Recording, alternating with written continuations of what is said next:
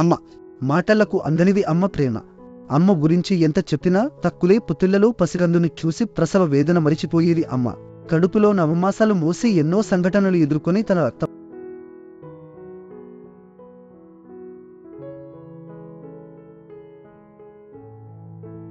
మాంసాలు పంచి అమ్మ పునర్జన్మనెత్తుతూ బిడ్డకు జన్మనిస్తుంది.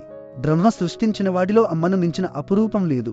అమ్మ ఆ పదల్లో ఆప్యాయత, అనురాగం, ఆనందం, ఆత్మీయత, తీయదనం ఎన్నెన్నో ఉన్నాయి. అమృతం ఎలా ఉంటుందో తెలియదు, కానీ అమ్మ ప్రేమ ముందు ఏదీ సాటి రాదు. ఆ పదానికి అంతటి మహత్యం ఉన్నది.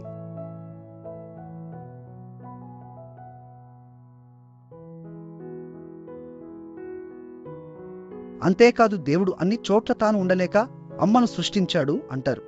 ఈ విషయం తెలుసుకుని మనం అమ్మను కళ్ళ ముందు ఉంచుకుని కనిపించని ఆ దేవుడి కోసం గుళ్ళు గోపురాలు తిరుగుతాము. వాస్తవానికి బ్రహ్మ అమ్మను సృష్టించలేదు, అమ్మనే బ్రహ్మను సృష్టించింది. వీడియో నచ్చినట్లయితే లైక్ చేసి సబ్స్క్రైబ్ చేయండి.